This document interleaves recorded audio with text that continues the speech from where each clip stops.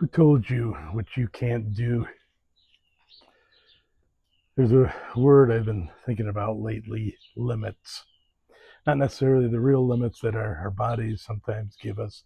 I'm talking about the limits that get put into our heads, sometimes from our parents or our children, friends, society, social media, and probably more than anybody else, ourselves. At some point in life, especially as we get older, we start collecting these ideas about what we're capable of. You're too old for that. Be realistic. You're not built that way. You've never been athletic. You're never going to look like that. People your age shouldn't be doing that. And after we hear these things enough times, eventually something strange happens. Nobody even has to tell us anymore. We start telling ourselves these things. But when did we decide where our limits were? Think about that for a moment. When we're young, we think that we basically could do anything.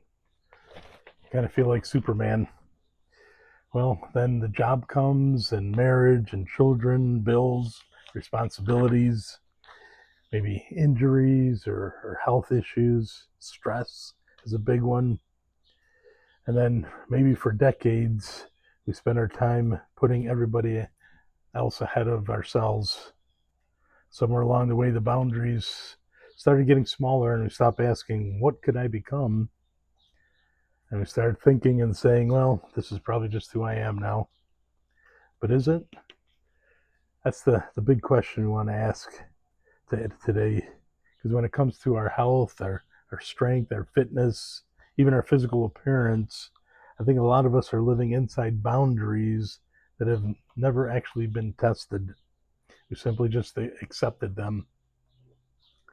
Now, age is real, but so is adaptation.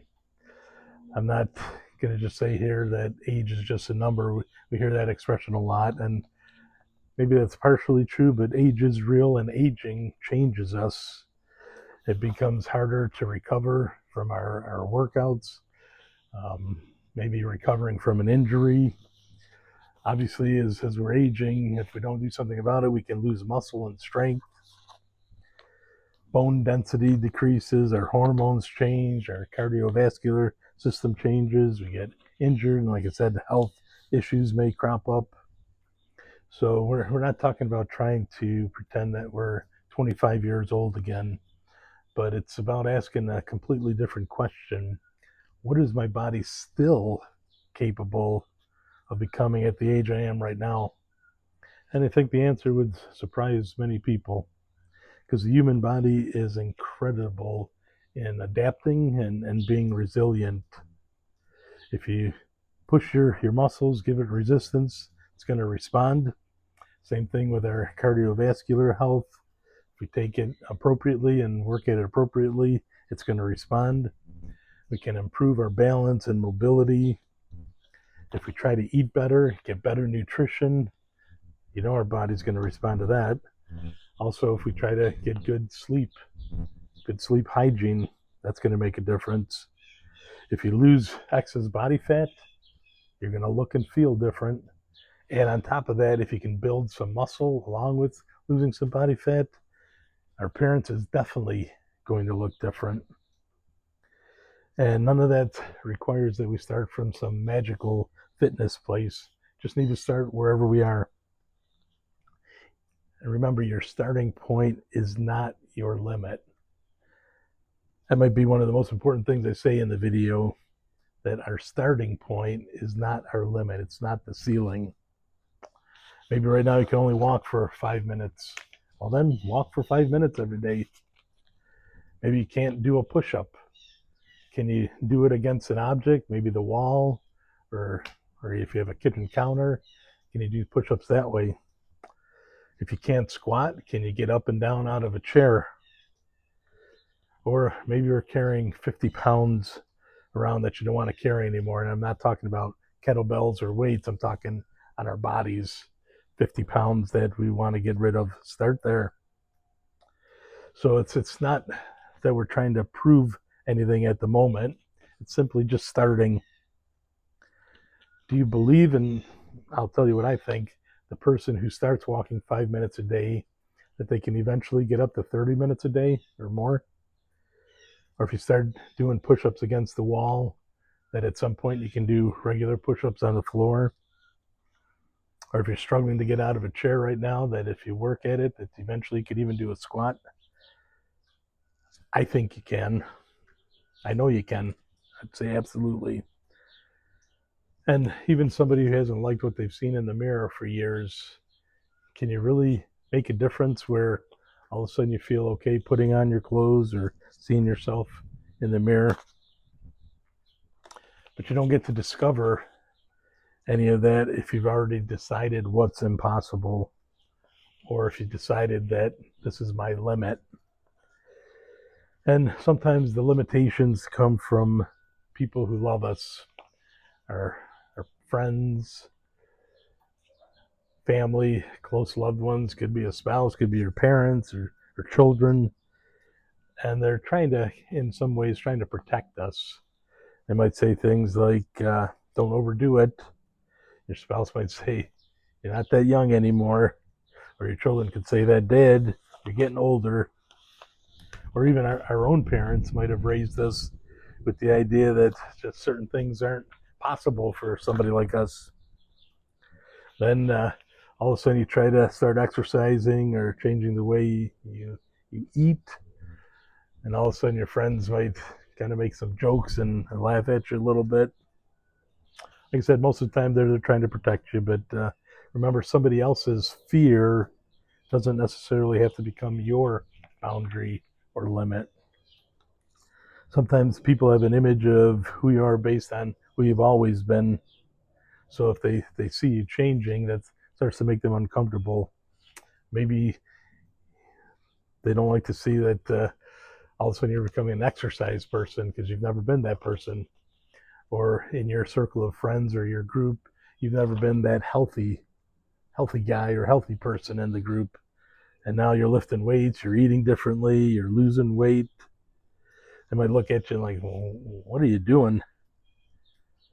Well, why did you ever decide that you couldn't do these things? And I'm sure you've heard the expression, misery loves company. For the most part, people really care about you. They want you to be healthy and to look good. But sometimes if you're doing these things, they might feel left behind, that they're not doing it. So subconsciously, they don't want you to succeed at it either, because then it makes them a failure. So those are things that we're dealing with. You also have society has its expectations when it comes to aging and what we should be doing. Slow down, take it easy. Our expressions that you hear all the time. Accept the belly. Accept the dad bod. It's normal. Actually, some people say the dad bod is preferred. Except that as you get older, you're getting weaker and you don't move as good. You're tired and fatigued more frequently. Well, some physical decline is obviously going to happen, but there's a huge difference between acknowledging that we're aging and then surrendering to it. Now, on the other hand, I don't think our goal should be desperately chasing youth, but I think it should be our goal to discover how strong and how capable, energetic, and healthy can we be where we are at this stage of our lives. That's a completely different mindset. What are you capable of? What can you do? I don't have to accept being sedentary. Don't have to accept having terrible balance. Don't have to accept the way we look. There's nothing shallow about wanting to look good or to look better. And there's something we can do about it. And when we do these things, obviously there's a health benefit of feeling better, looking better to some degree, but there's so many other qualities that some of them aren't quantifiable, but they add to our quality of life and who we are.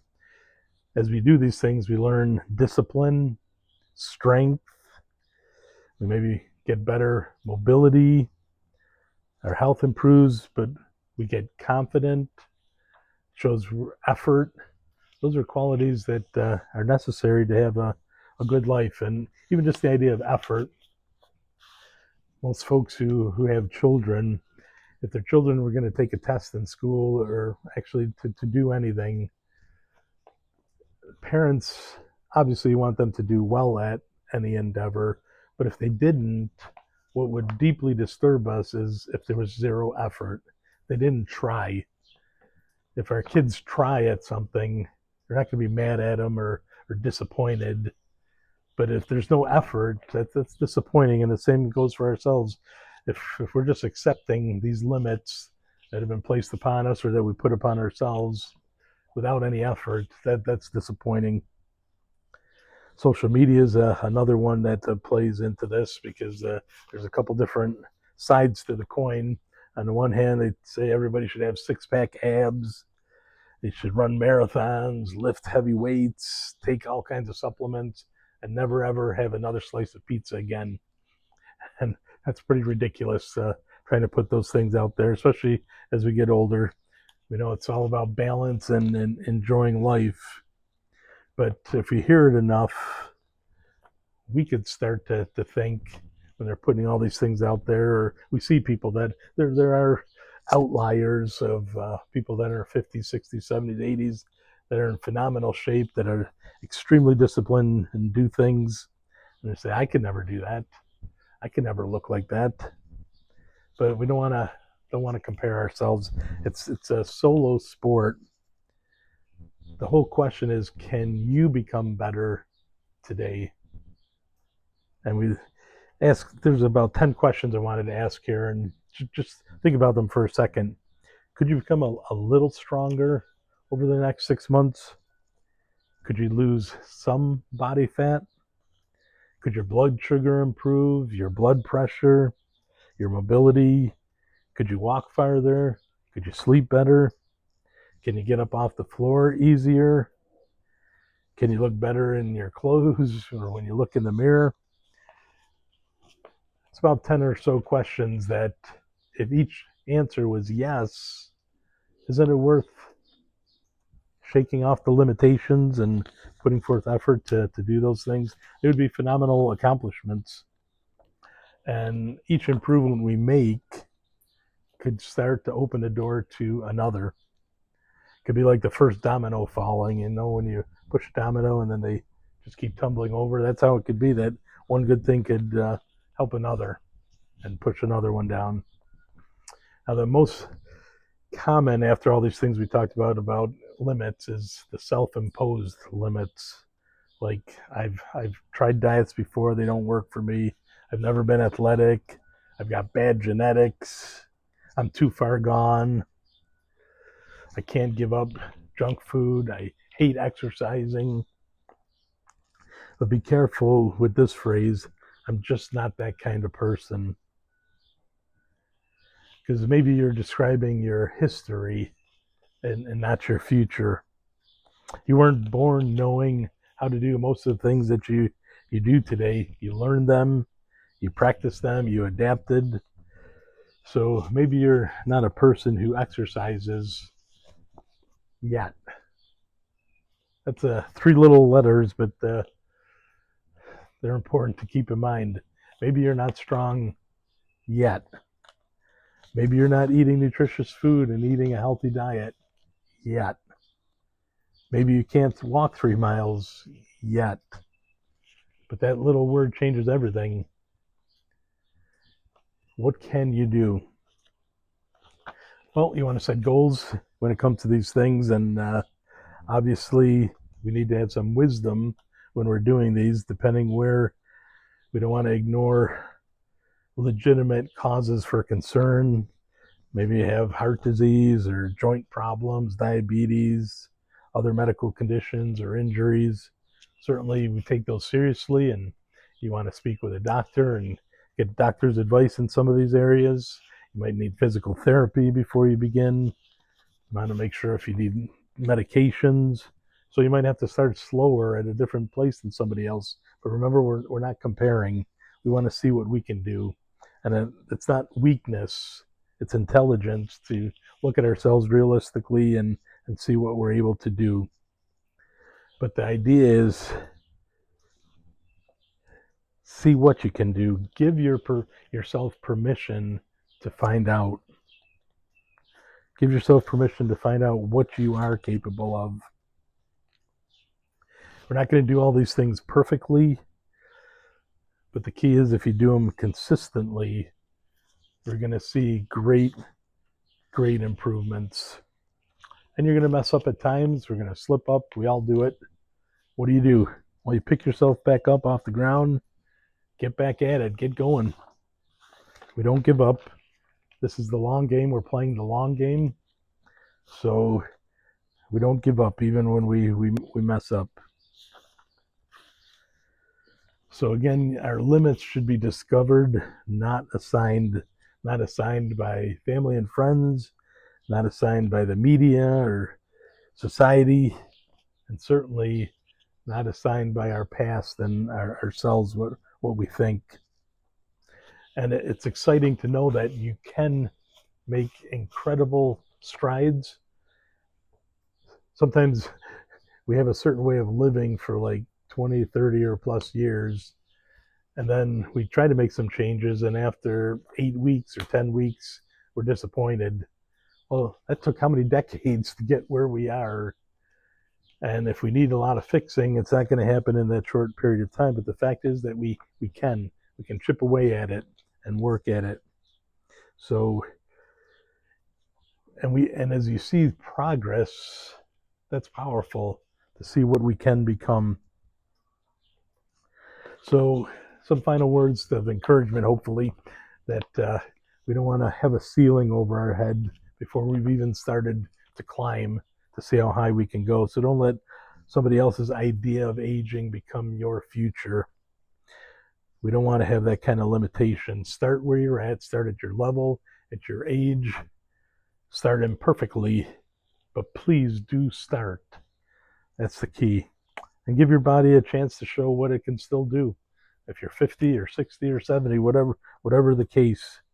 Because maybe the biggest obstacle standing between who you are today and who you could become isn't your age, it's not your genetics, it's not your past. Maybe it's simply a limit that you accepted a long time ago that was never really yours in the first place. On that note, friends, please exert yourself vigorously, elevate your health, evolve in mind and body, and please hit the like and subscribe button and come back for more content soon. Take care.